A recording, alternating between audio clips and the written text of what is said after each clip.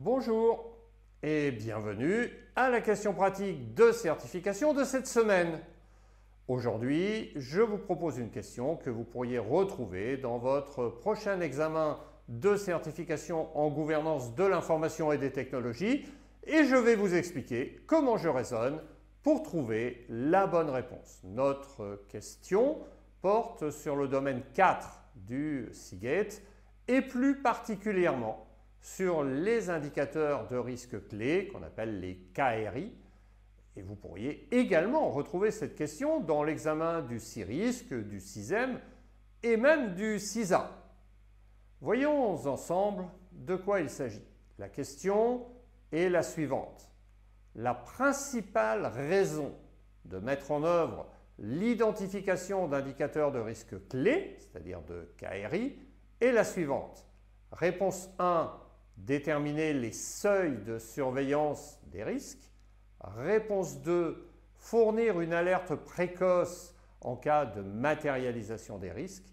Réponse 3, fournir l'assurance d'une gestion efficace des risques. Et réponse 4, indiquer l'efficacité des contrôles, c'est-à-dire des mesures de sécurité mises en œuvre.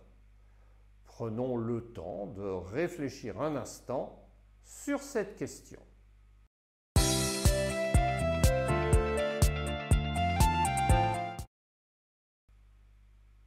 Réponse 1. Les seuils sont définis en fonction de la tolérance au risque et du temps nécessaire à l'organisation pour gérer les risques. Ils ne sont donc pas liés au KRI et par conséquent, nous pouvons d'ores et déjà éliminer cette question. Réponse 2. Les KRI doivent être prédictifs, c'est-à-dire qu'ils sont les plus utiles pour surveiller les risques afin de fournir une alerte précoce basée sur les critères déterminés par l'organisation concernant la matérialisation de risques émergents. Cette réponse est donc correcte, mais regardons si les réponses 3 et 4 ne sont pas meilleures.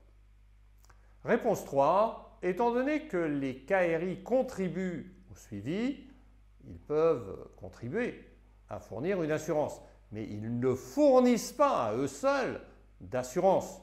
Donc cette réponse est fausse. Et enfin, réponse 4, les KRI peuvent aider à déterminer l'efficacité d'un contrôle ou d'une mesure de sécurité. L'efficacité d'un contrôle serait mieux déterminée en utilisant des KCI, Key Control Indicators.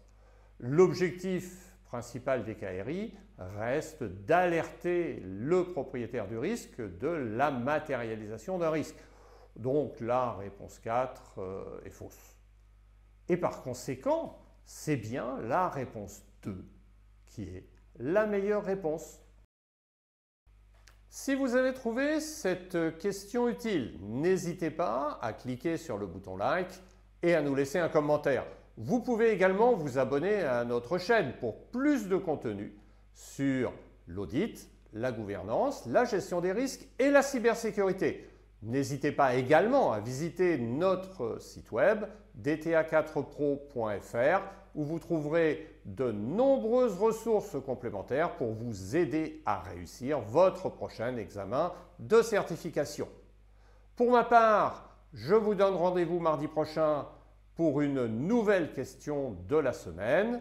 D'ici là, passez une bonne semaine et à très bientôt.